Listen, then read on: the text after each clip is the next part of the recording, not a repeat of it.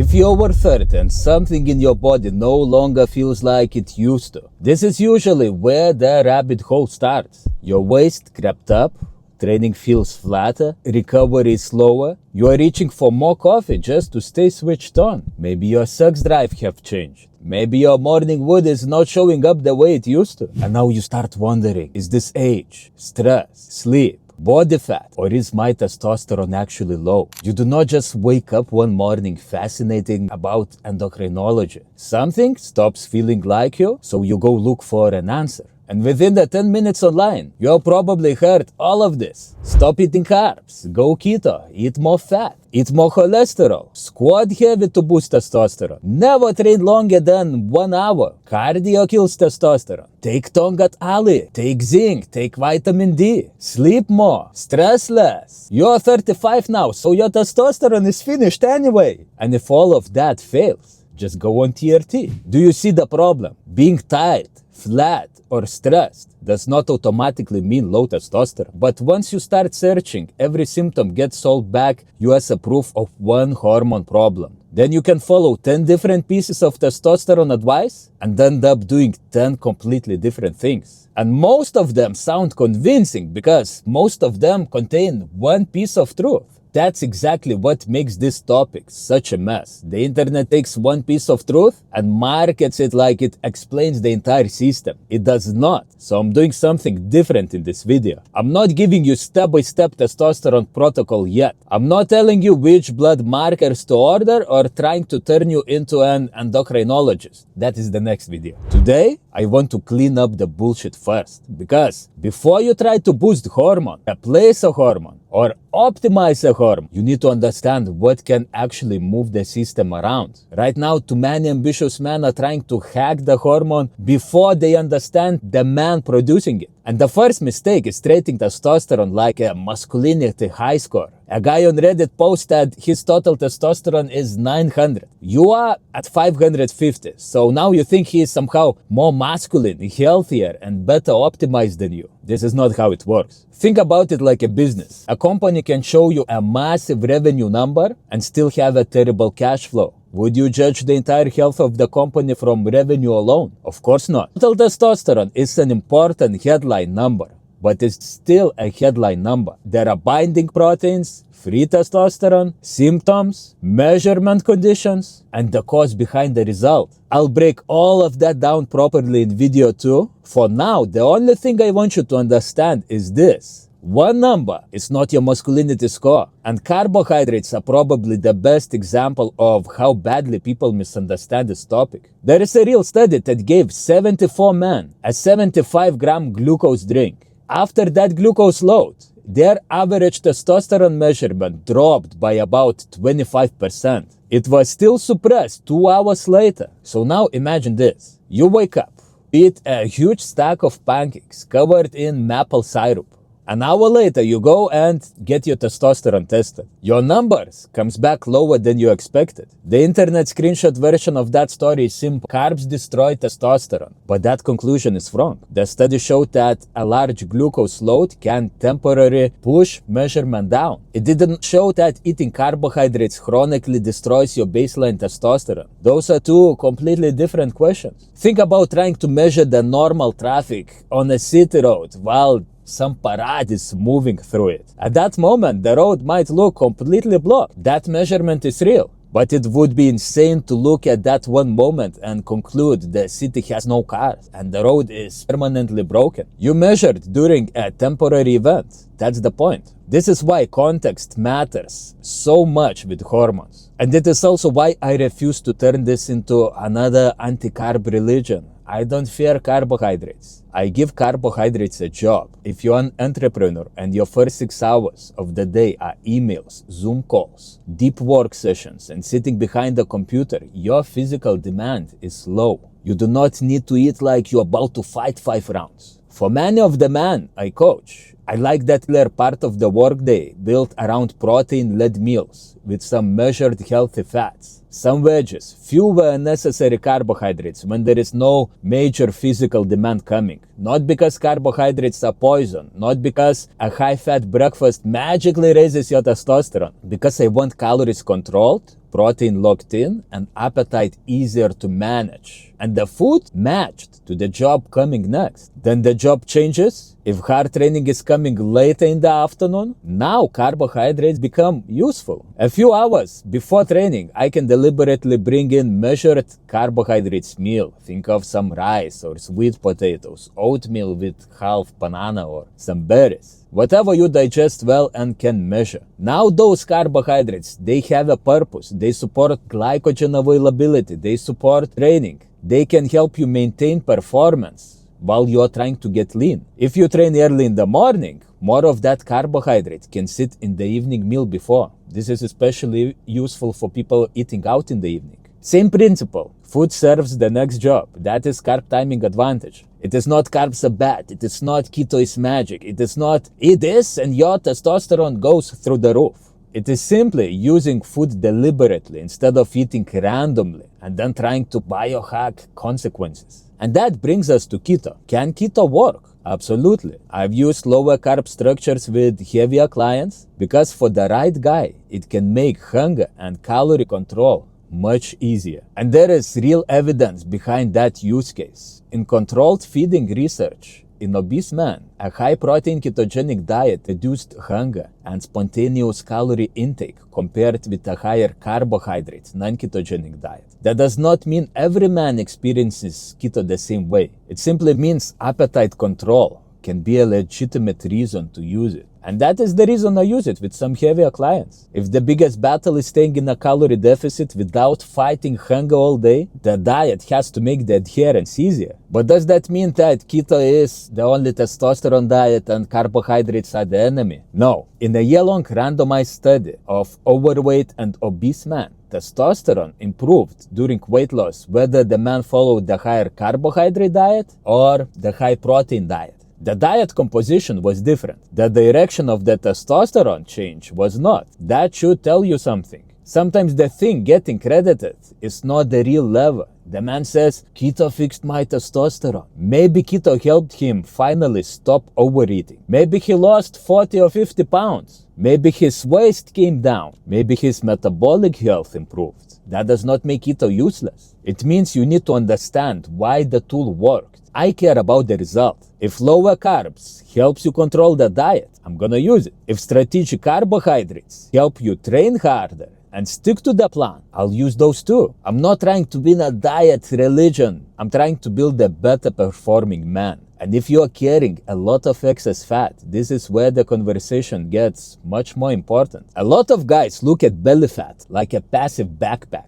They think it is just extra weight hanging around the body. It isn't. Adipose tissue is biologically active, and obesity changes the hormonal and metabolic environment in several ways. Aromatase is part of that picture. Insulin resistance, inflammation, and changes in the signaling between the brain and the testes can matter too. You do not need to memorize the pathways, you need to understand the consequence. For an overweight man with low testosterone, getting excess weight off can move testosterone in the right direction. Trials in obese men have shown testosterone increasing when substantial weight is lost. So if you're 30, 40, 50 pounds overweight, sleeping badly, and barely moving, the first thing I'm thinking about is not which exotic herb you should order from the internet. I'm looking at the environment your body is operating in. And by the way, if you want to know exactly what it would look like to get shredded, I built a tool that's gonna tell you exactly that.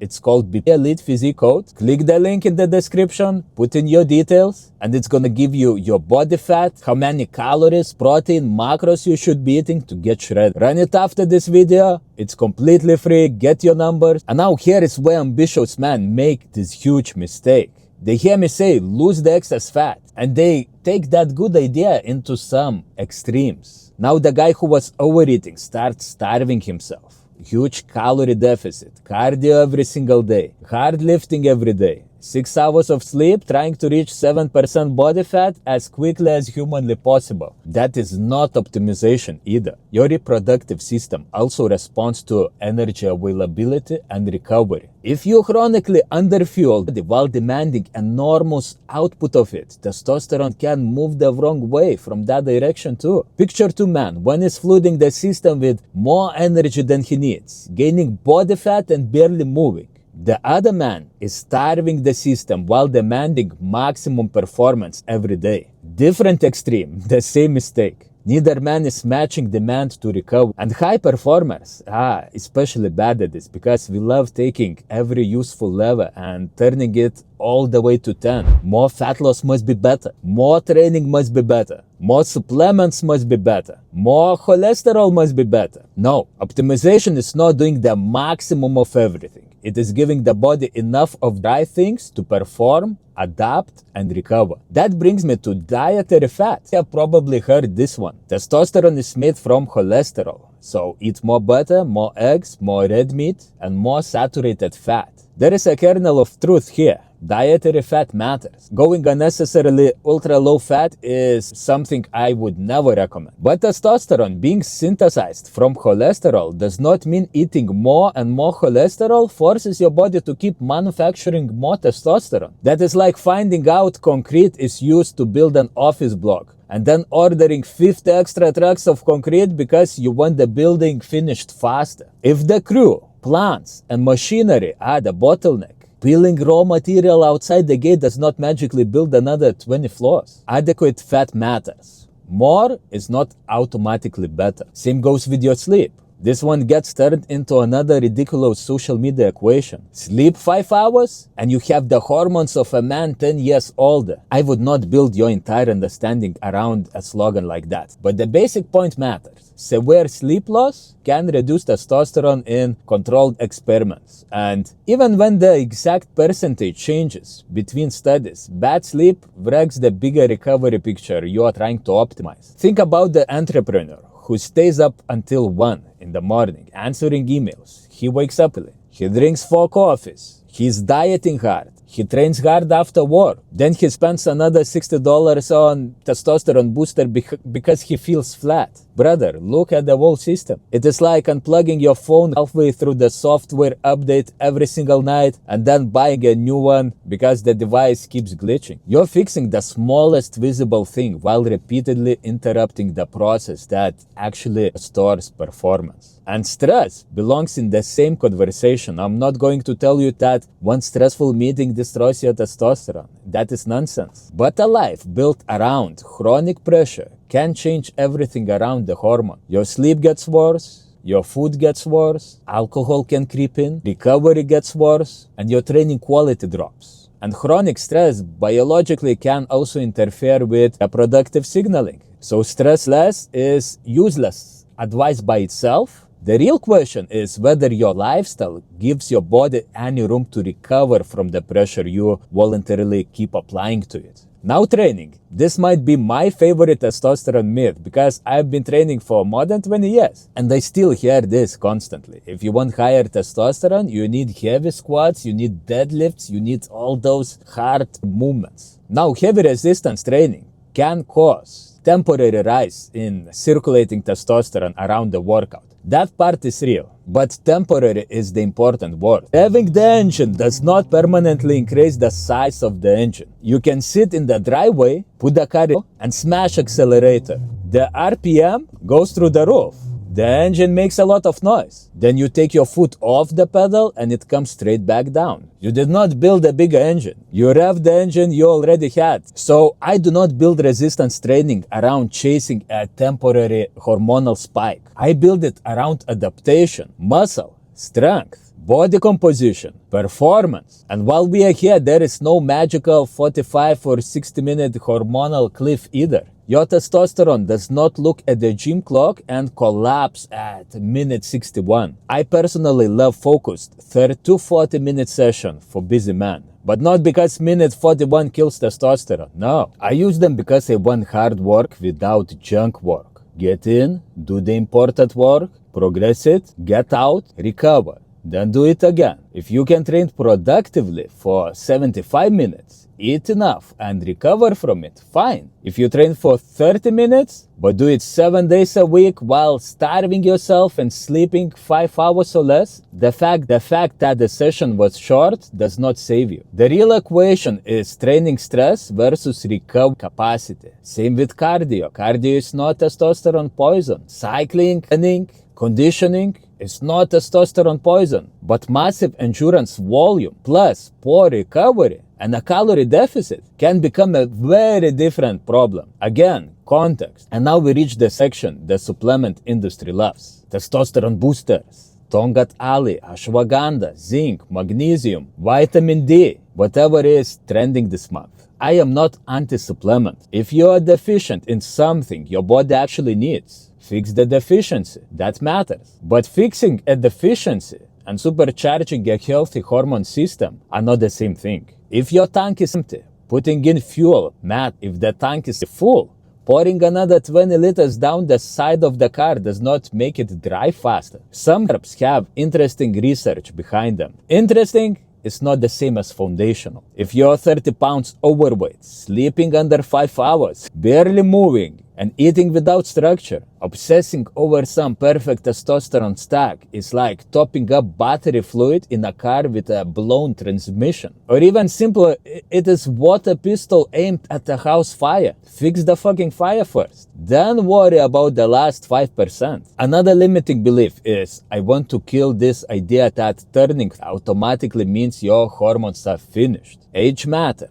But 30 is not a switch where your body suddenly stops functioning. And as men get older, age also travels with other things. Sometimes more body fat, more medications, more illness, less activity, more sleep, more responsibilities, more stress. So do not use your birthday as excuse to stop investigating the conditions of the man. And on the other side, don't use your age to convince yourself every bad day is low testosterone either. You are tired, okay. You run a business, you have children, you have people depending on you. Maybe you slept 5 hours. Maybe you had 3 coffees and back-to-back calls since 8 in the morning. You might just be fucking tired. Fatigue matters. Brain fog matters. Low motivation matters. But those symptoms are not specific enough to diagnose testosterone problem by themselves. That is one of the reasons the large European male aging study was so useful. The sexual symptoms had a much tighter relationship with biochemical low testosterone than some generic complaints such as simply feeling tired. I'll break the symptoms down properly in video 2. For this video, just remember this. Do not diagnose your hormones from a TikTok checklist describing what it feels like to be an exhausted adult. And finally, we get to TRT. This is where the internet becomes completely tribal. One side acts like TRT is poison and using it makes you less of a man. The other side acts like every man over 35 should be injecting testosterone, whether he needs it or not. Both positions are stupid. TRT is medicine. If a man has a real, properly diagnosed hypogonadism and testosterone replacement is medically indicated, there is no medal for refusing treatment you genuinely need. But medicine should still be used like medicine. Right diagnosis, right patient, right monitoring. TRT also changes your reproductive signaling and can suppress sperm production. So fertility matters before treatment. Keep that in mind. That is not a small detail, and this is why I don't want you starting this whole process by asking which injection, supplement, diet, or workout boosts testosterone the most. You now understand why the information online sounds so contradictory. People keep mixing up an acute change with a chronic baseline. They mix up blood test number with the health of the whole man. They mix up a useful tool with the reason the tool worked. They mix up symptoms with diagnosis. They mix up medical treatment with lifestyle optimization. That is how one guy can show you a study where glucose temporarily lowers testosterone and tell you carbs are poison. Another guy can lose 50 pounds on keto, watch his hormones improve, and tell you keto is magic.